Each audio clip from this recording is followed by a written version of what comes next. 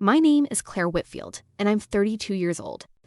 3 months ago, I was folding towels in a mansion that wasn't mine, praying nobody would ask me my name. I clean houses in Boston. Not glamorous work, but it pays my rent and keeps food on the table for me and my little brother Sam, who's 20 and still finishing college because I promised our mother I'd get him through it before she died. That night, my supervisor called me in a panic. "Claire, the agency needs someone at the Ashcroft estate, right now. The regular girl called in sick." I'd heard the name Ashcroft before. Everyone in the cleaning business had. Nathaniel Ashcroft, 36, ruthless, the kind of man who bought failing companies just to dismantle them piece by piece. My coworker Denise once told me she saw him fire a man over a coffee stain on a report. "He doesn't yell," she said. "He just looks at you and you feel like nothing." I didn't want the job, but it paid triple, and Sam's tuition was due in 4 days. The house was colder than I expected. Not the temperature, the feeling. Marble floors that echoed my own footsteps back at me like a warning. I was told one thing: clean the east wing, don't go near his study, and leave before 10. I finished early. I should have left. Instead, I made a mistake that changed everything. I walked into the wrong room. His bedroom. I didn't know it was his until I heard the door behind me click shut, not swing shut. Click, locked. "Hello? This door won't open," I called out, jiggling the handle. Nothing. I checked the windows. 3 floors up, nothing but a straight drop to the garden below. Then I heard footsteps in the hallway, slow, unhurried. A man who never rushed for anyone. The door unlocked from the outside. He stood there in a dark suit, tie loosened, studying me the way you'd study something you found in your house that shouldn't be there. "Who let you in here?" His voice was quiet. That was worse than if he'd shouted. I got lost, sir. I was cleaning the east wing and..." "This isn't the east wing." "I know, I'm sorry. I'll leave right now." I stepped toward the door. He didn't move out of the way. "Not yet," he said. "First, tell me why my private safe is open." I froze. I hadn't touched any safe. I hadn't even seen one, but behind him, through the open closet door, I could see it. A small wall safe, door ajar exactly where he was looking. Someone had opened it, and I was the only other person in this room. My heart dropped into my stomach. "Sir, I swear I never touched that safe. I didn't even know it was there." Nathaniel Ashcroft walked past me, slow and deliberate, and crouched down to examine the safe himself. His jaw tightened. $200,000 in bonds, gone, and you're the only person who's been in this room tonight. I was cleaning the hallway. I made a wrong turn. I've been in here maybe 3 minutes, and the whole time I was trying to get that door open, not going through your things. That's what everyone says. He straightened up and looked at me the way Denise had described, like I was already erased. "Empty your pockets." My face burned with humiliation, but I had nothing to hide. I turned my apron pockets inside out. A phone with a cracked screen. Bus fare. A folded photo of my mother. Nothing else. He wasn't satisfied. "Search her bag," he said to the security guard who'd appeared in the doorway. A broad man named Grady who avoided my eyes like he already felt sorry for me. They found nothing, because there was nothing to find. But Nathaniel's expression didn't soften. "Sir, please," I said, my voice cracking. "I need this job. I have a brother in college. I would never..." "Everyone has a sad story when they get caught. I'm not lying to you." Then it explained how a safe with a 5-digit code hidden behind a false panel opened itself while you were the only person locked in this room. I didn't have an answer, because I didn't know yet what I would learn only days later. That someone else had a key to that panel. Someone who'd been planning this for weeks. Someone who wanted the blame to land on whoever was unlucky enough to be alone in that room that night. "I'm calling the police," he said, already reaching for his phone. Wait, a new voice came from the hallway. An older woman, silver-haired, sharp-eyed, wrapped in a robe like she'd been woken from sleep. She looked at me, then at the open safe, then at her son. "Nathaniel, before you have this girl arrested, you should know something." He turned. "What?" "That safe code was changed 2 days ago. I changed it myself, after I saw your assistant Marcus in this room when you weren't home." The color drained from his face, and that let me know yet was. I wasn't just a cleaning girl who'd made a wrong turn. I'd walked straight into someone else's crime. Nathaniel's hand froze midair, the phone still raised. "Marcus? My Marcus?" I didn't say anything at the time, his mother said, pulling her robe tighter. I thought I was imagining things, but I saw him standing right where she's standing, at 11 at night, with the panel open. I stayed silent, too afraid to speak, watching a war play out on his face, disbelief, then something colder settling in. Grady, get Marcus in here, now. 10 minutes later, Marcus arrived in pajama pants and hastily thrown on shirt, blinking like he'd been asleep. He was young, maybe 26, with the kind of easy charm that made people trust him instantly. I understood immediately why Nathaniel had kept him close for 3 years. Sir, what's going on? The safe's been opened. $200,000 in bonds, gone. My mother says she saw you in this room 2 nights ago. Marcus's eyes flicked to me, just for a second, and something in that glance made my skin go cold. It wasn't confusion. It was calculation. She's confused, Marcus said smoothly. I was in and out of a lot of rooms that week, sir, organizing the renovation files. Then he turned to me, feigning concern. Honestly, sir, I don't know this woman. Maybe you should ask her what she was really doing in your bedroom at this hour. I told you, I said, my voice shaking with anger now instead of fear. I got lost. I was locked in. I never even knew there was a safe until you pointed it out. Convenient story, Marcus said. No more convenient than yours. Nathaniel looked between us, and for a long, unbearable moment, I thought he was going to believe him. Rich men protect the people who've earned their comfort, not the maid who cleans their floors. I braced myself for the police, for the headlines, for Sam finding out his sister had been arrested for theft. Then Nathaniel said something that surprised me. Marcus, hand me your phone. Sir, that's not necessary. Now. Marcus hesitated a beat too long. His hesitation told me everything, and it told Nathaniel too. He snatched the phone from Marcus's hand before he could protest, and his thumb moved over the screen. Messages, most likely. His face changed completely. Whatever he saw there drained every ounce of color from it. Get out of my house, he said quietly. Before I call the police myself. Marcus bolted, and no one stopped him. Nathaniel turned to me, phone still in his hand, and for the first time that night, his eyes held something other than suspicion. I need you to look at this, he said, because your name is in here too. My name in Marcus's phone. My stomach turned to ice. Nathaniel held the screen toward me, and I read the messages myself, hands trembling. A conversation between Marcus and someone saved only as R, dated 2 weeks earlier. R, the agency is sending a new cleaner Thursday. Girl named Claire Whitfield. Perfect. Nobody will believe a broke maid over you. Marcus, she won't even know what hit her. I'll make sure she's the one locked in that room. R, just get the bonds moved before Friday. Ashcroft trusts you too much to check. I read it twice, 3 times, my mouth dry. I don't know who R is. I've never spoken to Marcus in my life before tonight. I believe you, Nathaniel said. And something about the flatness in his voice told me he meant it completely. This was planned before you ever walked through my door. He picked you because he thought no one would take your word over his. Relief hit me so hard I had to steady myself against the wall. But relief didn't last long because a new fear crept in behind it. Sir, who is R?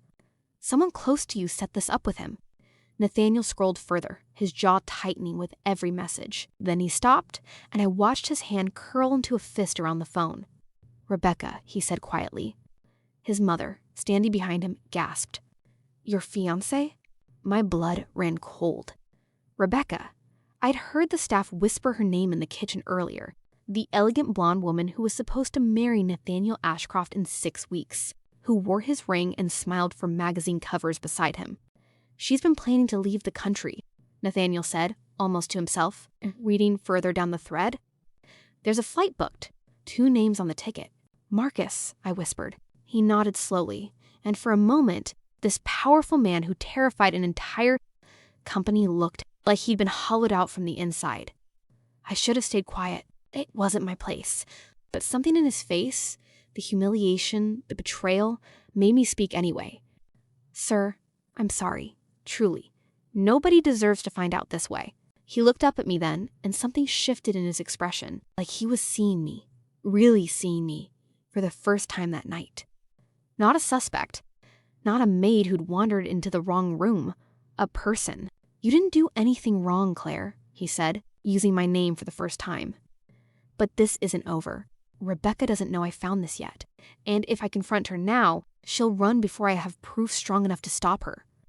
He looked at the door, then back at me, and his next words caught me completely off guard.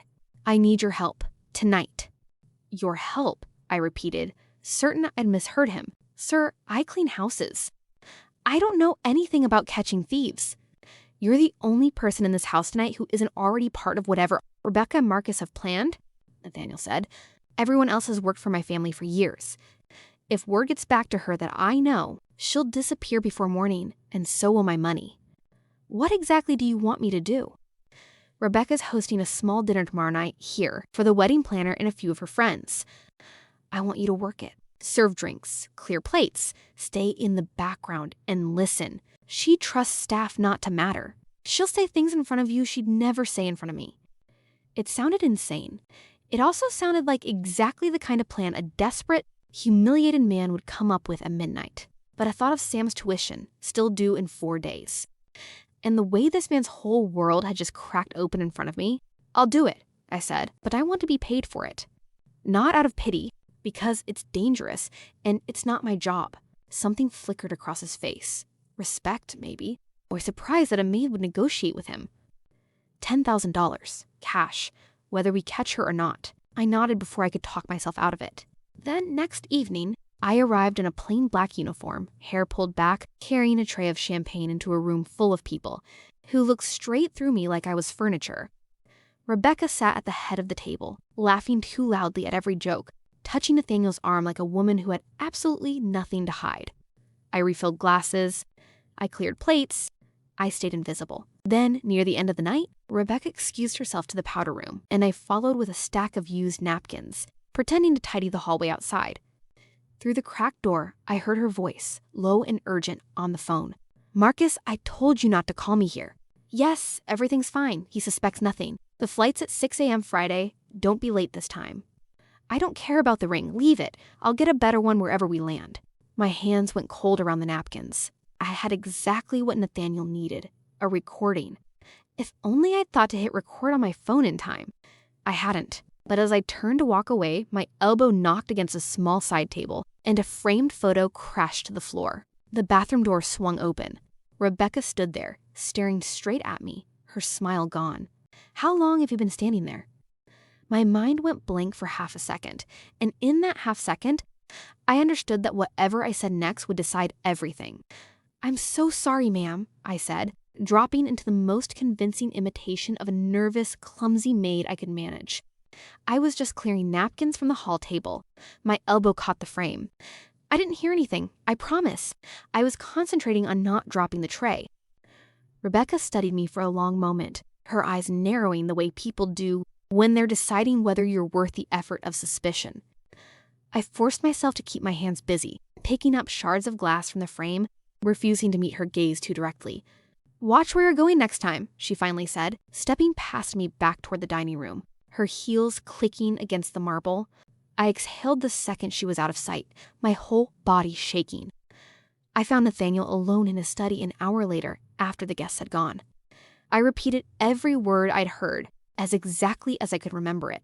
The flight at 6 a.m., Friday, the ring she didn't care about, the plan to disappear before he suspected anything. He listened without interrupting, his face unreadable, until I finished. Then he was quiet for a long moment. Friday, he said. That's 2 days from now. Sir, I don't have proof. It's just my word. If she denies it, and Marcus denies it, I know. He rubbed his eyes, looking older than he had the night before. But I have something better than your word. He pulled a small black device from his desk drawer and set it on the table between us. A voice recorder, the kind small enough to clip inside a jacket pocket. I had one of my security team place this in the powder room this morning, after what happened with the safe. I didn't tell you because I needed your reaction tonight to be real, not performed. If she suspected you were watching her, she'd have been more careful.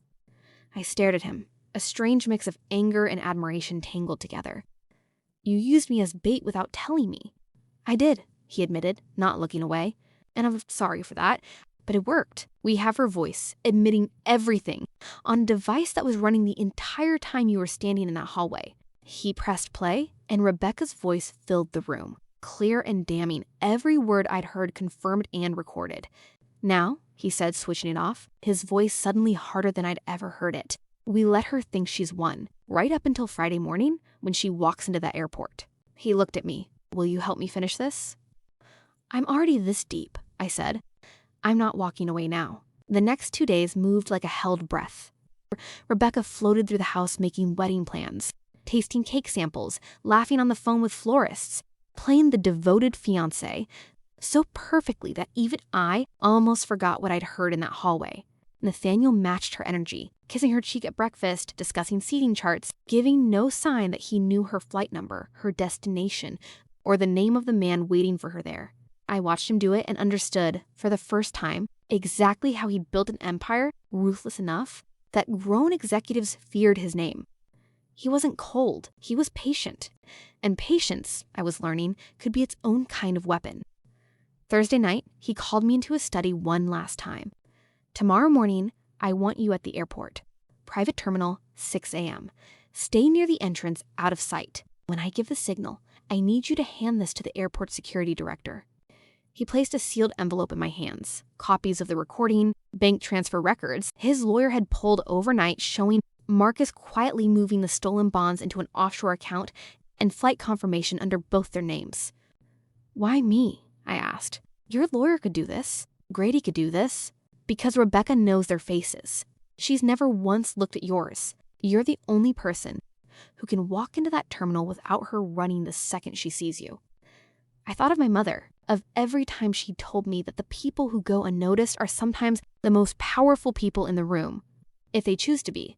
I hadn't understood what she meant until that moment. "I'll be there," I said. Friday morning came gray and cold.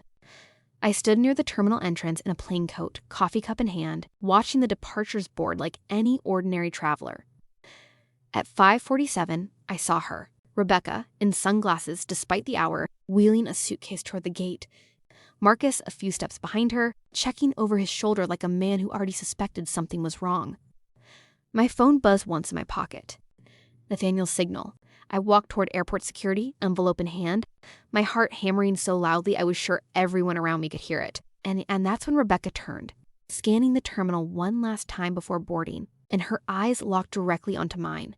She recognized me, and she started to run.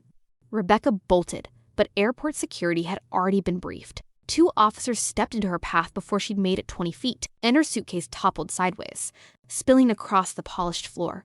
Marcus froze completely, his hands rising on instinct as another officer approached him from the side. "Ma'am, we need you to come with us," one officer said, calm and firm. "This is a mistake. I don't know what you think you have, but—" "We have a recorded confession," I said, stepping forward and handing the sealed envelope to the security director. "Bank transfers under Marcus Reyes's name. A stolen safe opened with a code only 2 people had access to, and a flight booked for 2 under names that don't match this ticket." Rebecca's face went white as she saw Nathaniel walking toward us from across the terminal, calm, composed, the man who'd spent 2 days letting her believe she'd fooled him completely. "Nathaniel," she said, her voice cracking, "let me explain." "You don't need to explain to me," he said quietly. "You need to explain to them." He nodded toward the officers now cuffing Marcus, who wasn't even trying to argue anymore. "The bonds are frozen. The offshore account is frozen. And in about 10 minutes, so is whatever life you were planning to build on my money." "You'll regret this," Rebecca hissed. "The only thing I regret," Nathaniel said, "is not looking at the woman standing next to you 3 months ago, before I put a ring on your finger instead of hers." He wasn't looking at Rebecca when he said it. He was looking at me. Rebecca was led away, still shouting things that no longer mattered to anyone, and the terminal slowly returned to its ordinary morning rhythm. Travelers stepping around the scene like it was nothing more than a minor delay. Nathaniel turned to me, and for the first time since that first night, I'd walked into his bedroom by mistake. His expression held nothing guarded at all. "You could have walked away the moment they found nothing on you," he said. "You didn't have to help me with any of this." "I know what it feels like to be blamed for something you didn't do," I said. "I wasn't going to let it happen to you too." He reached into his coat and placed something in my hand. Not the $10,000 we'd agreed on, but a folded document. A permanent position, head of estate operations. Salary enough to pay Sam's tuition twice over. "I don't need a fiancé who lies to me," he said. I think I need a partner who tells me the truth, even when it's inconvenient. I looked up at him, at the man the whole city feared, now looking at me like I was the only steady thing left standing. Careful, Mr. Ashcroft, I said. People might start talking. Let them, he said. For once, I don't care what they say.